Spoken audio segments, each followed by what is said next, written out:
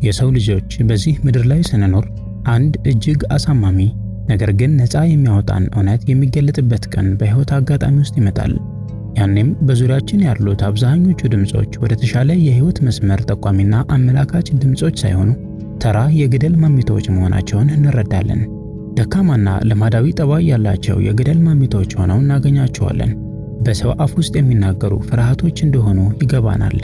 እነዚህን ድምጾች መስማታችሁን ከቀጠላችሁ እናንተም ከነሱ እንደ አንዱ ትሆናላችሁ።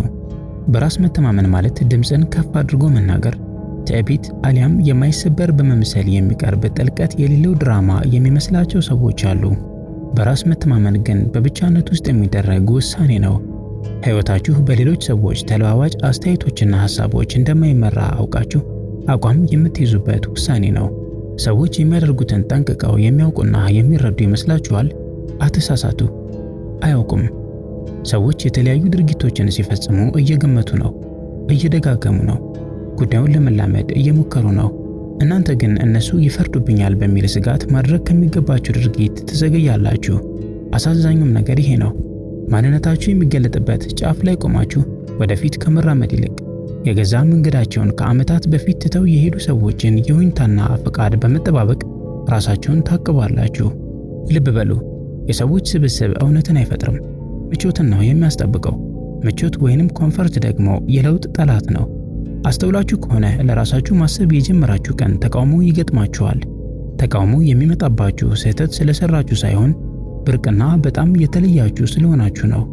ምክንያቱም የእናንተ ነፃና ገለልተኛ መሆን የገዛ ፈቃዳቸውን ለሌሎች አሳልፈው የሰጡ ሰዎችን ድብቅ ፈሪነት ያጋልጥባቸዋል። ስለዚህም ይተቿችኋል። ሰዎች እናንተን ለማረም የሚሞክሩት ጥበበኛ በመሆናቸው ሳይሆን ከፍርሃታቸው የተነሳ ነው። እናንተ ትክክል ከሆናችሁ እነሱ በውሸት ውስጥ ሲኖሩ እንደነበር መረዳትን ስለሚፈሩ ነው። ስለዚህ ይስቃሉ፣ እውነታችሁን ይንቁታል፣ ከእውነታ ጋር ተስማሙ ብለው ይመክሯችኋል። ነገር ግን አብዛኛውን ጊዜ እነሱ ተጨባጭነት ወይም ከእውነታው ጋር እየተስማማ የሚሉት ምቾት ማጣትን የመቋቋም አቅም ማጣታቸውን ነው። ይህንን ወደ ውስጡ ዘልቀን ማየት ይገባናል። ሲናገሩ ቃላቶቻቸውን ገላልጣችሁ ዋና መልእክታቸውንና ውስጠ ወይራውን በጥንቃቄ ለመመልከት ሞክሩ። አብዛኛውን ጊዜ ከምክራቸው ስር የተደላደለ ይህ ድብቅ መልእክት አለ። እኔ ለመሄድ የፈራሁበት ቦታ እናንተም አትሄዱ የሚል። ይህንን ውስጣዊ መልእክት የያዘ ሐሳባቸውን እሺ ብላችሁ ከተቀበላችሁ የእነሱን ውሱንነትና ያለመንቀሳቀስ ባህሪ ትወርሳላችሁ። በራስ መተማመን የሚጀምረው የገዛ ዳኝነታችሁን ለሌላ አካል አሳልፋችሁ መስጠት ስታቆሙ ነው። ዳኛው እናንተ ራሳችሁ ናችሁ። በራስ መተማመን የሚጀምረው ሰዎች ምን ይሉኝ ይሆን ብላችሁ መጠየቅ አቁማችሁ ለራሴ እውነተኛ ሆኜ መኖርን የማውቀውና የምማረው በምንድነው ብላችሁ መጠየቅ ስትጀምሩ ነው። በራስ መተማመናችሁ እንደ ፐርል ተፈልቅቆ የሚወጣው በስሜታችሁ ላይ ተመርኩዛችሁ ወይም በችኩልነት ስትንቀሳቀሱ ሳይሆን ከራሳችሁ ጋር ጊዜ ወስዳችሁ በምታደርጉት ጥልቀት ያለው ፍልሚያ ነው። ምክንያቱም ብዙዎች ሊጋፈጡ የማይፈልጉት እውነት ይሄ ነው። Most people are strangers to themselves. ብዙዎቹ ሰዎች ለራሳቸው በጣም እንግዳ ናቸው። ምክንያቱም በውስጣቸው ያለውን ትርምስ ስለሚገልጠው ዝምታን አጥብቀው ይሸሹታል። ውስጣዊ ስሜታቸውን በጩኸት ውስጥ ለመደበቅ ይጣጣራሉ። ምክንያቱም ለራስም ሆነ ለሌሎች ግልጽ መሆን ኃላፊነትን ይጠይቃል። እናንተም በራስ መተማመን እንዲኖራችሁ ከፈለጋችሁ ወደዚያ የጸጥታ ስፍራ መሄድ ይኖርባችኋል። ወደዚያ ዝምታ፣ ወደዚያ የማይመች ውስጣዊ ፍልሚያ ልትጓዙ ይገባል። ከውስጣችሁ ግጭቶች ጋር፣ ከፍርሃታችሁ፣ ከፍላጎታችሁና ስትሸሹት ከቆያችሁት ጨለማ ጋር ሳታፈገፍጉ ፊት ለፊት መጋፈጥ አለባችሁ። ምክንያቱም በራስ መተማመን የሚገነባው ድክመቶቻችሁን በመሸሽ አይደለም፣ እነሱን በመረዳትና ከማንነታችሁ ጋር በማዋሃድ እንጂ። ውስጣዊ ጨለማውን የሚያውቅ ሰው በዚያ ጨለማ ሊመራና ሊታለል አይችልም። ጉድለቶቹን የተቀበለ ሰው መጋለጥን አይፈራም። የራሱን ውስጣዊ ትርምስ የተረዳ ሰው እርግጠኝነት በሌለበትና ባልጠራ ሁኔታ ውስጥ እንኳን አይደናገጥም። ስክነትና መረጋጋት ይኖረዋል። ስክነትና መረጋጋት ደግሞ ትልቅ ኃይል ነው። አስተውሉ። ዓለም ያለ መታከት እናንተን ለመቅረጽ ትታትራለች። ከሕፃንነታችሁ ጀምሮ ተቀባይነት ያለው ምን እንደሆነ፣ በሰዎች ዘንድ የሚደነቀው ምን እንደሆነና ደህንነቱ የተጠበቀው ምን አይነቱ ድርጊት እንደሆነ ይነገራችኋል። ነገር ግን እነዚህ ትርጓሜዎች ገለልተኛና ግለሰቡ ላይ ያተኮሩ አይደሉም። እነዚህ መመሪያዎችና ማብራሪያዎች የተፈጠሩት የሕዝቡን ተለምዳዊ ሥርዓት ለመጠበቅ እንጂ ታላቅነትን ለመፍጠር አይደለም። ታላቅነት ሁልጊዜም ይረብሻል። ውስጣዊ ታላቅነት ለመመሪያዎቹ ሲሉ መመሳሰልና መተባበር እውነትን ሊያፍን በሚሞክርበት ጊዜ አብሮ ለመመሳሰልና ለመተባበር እምቢ ይላል። ለዚህም ነው ሰዎች አብዛኛውን ጊዜ በትክክለኛው መንገድ በራሳቸው የሚተማመኑ ሰዎችን አሳስተው የሚረዷቸው። ምክንያቱም በቀላሉ አይታጠፉም፣ አይሸበረኩም፣ መርጠው ስለሄዱበት አቅጣጫ ይቅርታ አይጠይቁም። ያዳምጣሉ፣ ነገር ግን በጭፍን አይታዘዙም። በሁለቱ መካከል ሰፊ ልዩነት አለ። እናንተም ያንን ልዩነት ማዳበር አለባችሁ። ማዳመጥ ጥበብ ነው። ሳያስቡ መታዘዝ ግን ባርነት ነው። በርካታ ሰዎች ለማይታዩ ጌቶች ባሪያ ሆነው ይኖራሉ። ለሌሎች ፍላጎት ሲሉ መገለልን በመፍራት ወይንም የሆነ አንድ ስብስብ አካል ለመሆን ባላቸው ጉጉት ምክንያት በባርነታቸው ይገፉበታል። ይህንን መስበር አለባችሁ። ወደ አእምሯችሁ የምታስገቡትን ነገር መምረጥ አለባችሁ። ምክንያቱም በውስጣችሁ እንዲመቻች የምታስተናግዱት እያንዳንዱ ድምፅ አመለካከታችሁን የሚቀርጽ ኃይል ይሆናል። አመለካከት ደግሞ ተግባርንና የህይወት ዘይቤያችሁን ይቀርጻል። ተግባርና የህይወት ዘይቤ ደግሞ እጣ ፈንታን ይቀርጻል። ለማይገባቸው ድምጾች ለምን ስልጣን ትሰጣላችሁ? ምንም ዋጋ ያለውን ነገር ባልሰሩ ሰዎች ሂስ መደረግና መተቸትን ለምን ትፈራላችሁ? ውስጣዊ ስሜታችሁ ግልጽ ሆኖ ያለ ለምን ትፈራላችሁ? በራስ መተማመን ለራስ የሚሰጥ ግላዊ ፈቃድ ነው። ሲያልፍም በተግባር የሚቀረጽ ነው። ከችግሮች ጋር ደጋግሞ በመጋፈጥ የሚገነባ ነው። በራስ የመተማመን ስሜት እስኪሰማችሁ አትጠብቁ። ወደ ድርጊት ግቡ። እናንተ ማከናወን ያለባችሁን ስትፈጽሙ በራስ መተማመን በውስጣችሁ እየተገነባ ይመጣል። የምትፈሩትን ነገር ባደረጋችሁ ቁጥር ከውጪ የሚመጡ ተቃዋሚ ድምጾችን ተጽዕኖ ታዳክማላችሁ። የገዛ አቅጣጫችሁን በመረጣችሁ ቁጥር ስልጣናችሁን እያጠናከራችሁ ትሄዳላችሁ። በሂደትም አንድ ነገር ይቀየራል። ያ ሲያውካችሁ የነበረው ጩኸት ይጠፋል። አላንቀሳቀስ ብሏችሁ ከነበረው ጥገኝነትም ትላቀቃላችሁ። ራሳችሁን ማመንም ትጀምራላችሁ። ይህ የሚሆነው መሳሳት ስለምታቆሙ አሊያም ሁልጊዜ ትክክል ስለሆናችሁ ሳይሆን ለምርጫዎቻችሁ ውጤት ተጠያቂ ለመሆን ራሳችሁን ፈቃደኛ ስለምታደርጉ ነው። በራሱ የሚተማመን ሰው ከሰበቦች ጀርባ አይደበቅም። ነገሮች ሲበላሹም ዓለምን አይወቅስም። ይልቁንም ራሱን ያስተካክላል፣ ከስህተቱ ይማራል፣ ከዚያም ወደፊት መራመዱን ይቀጥላል።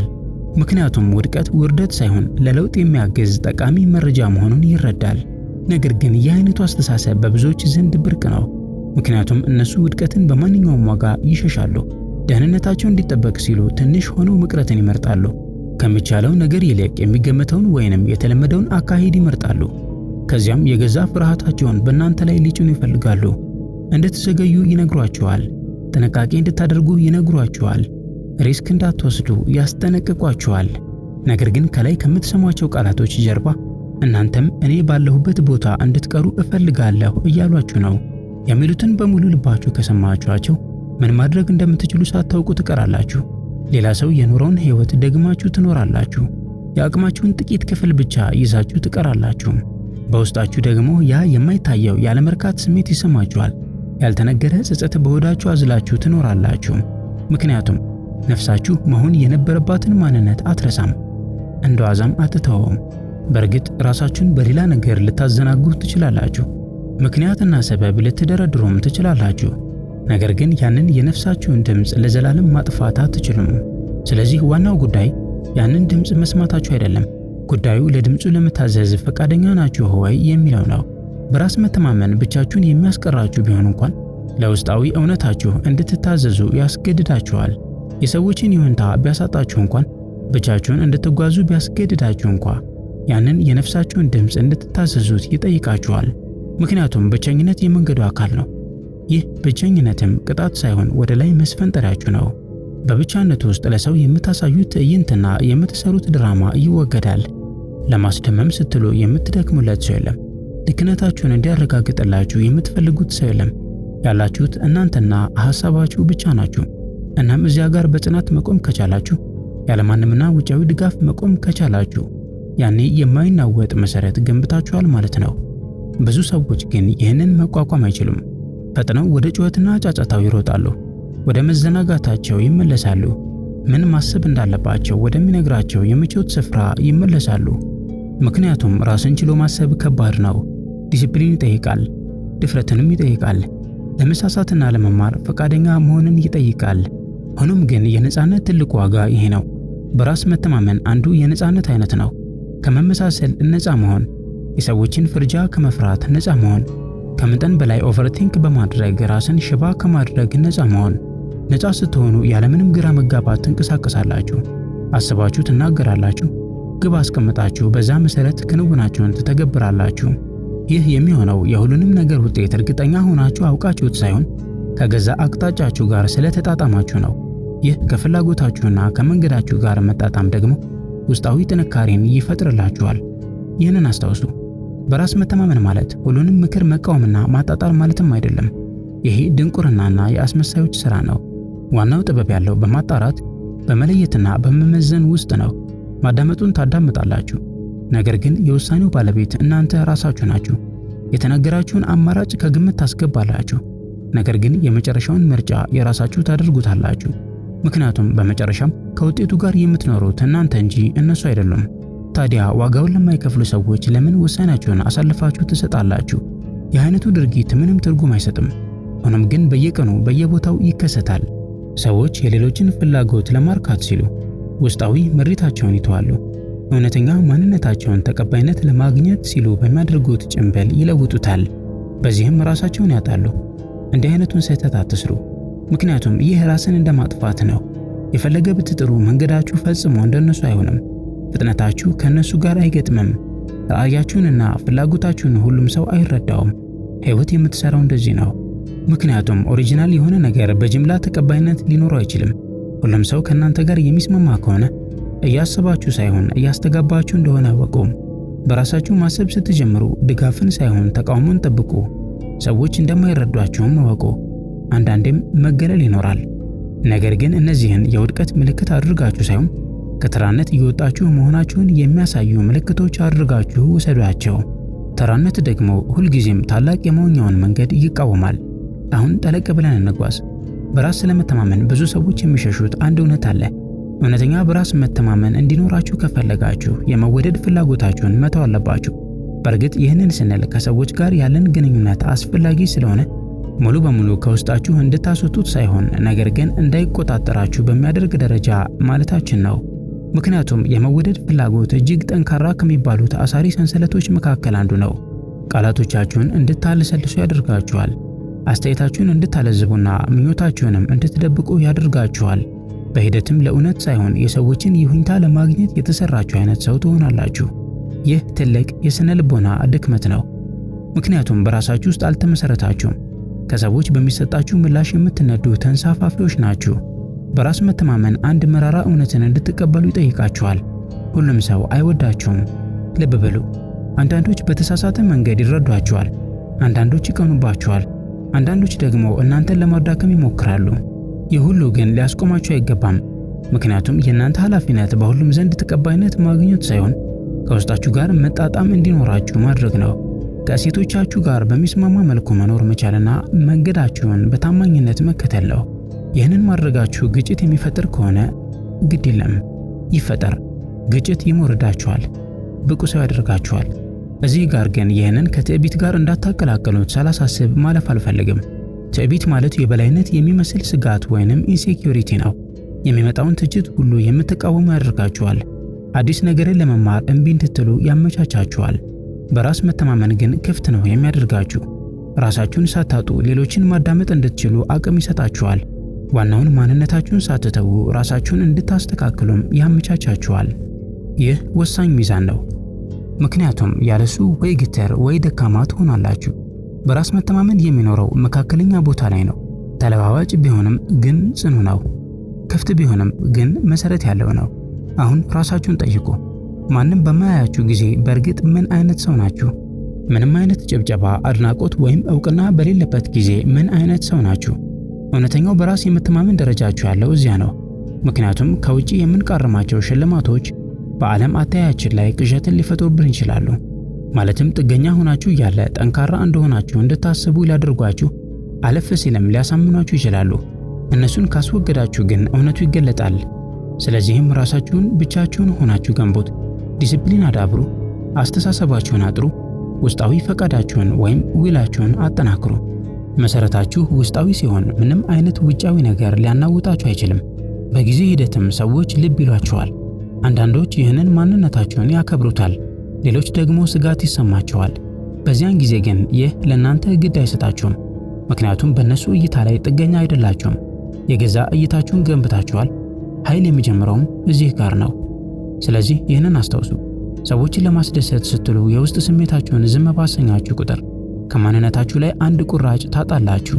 ነገር ግን በፍርሃት ውስጥ ሆናችሁ እንኳ መደረግ ያለበትን ባደረጋችሁ ቁጥር ስልጣናችሁን ታጠናክሩታላችሁ።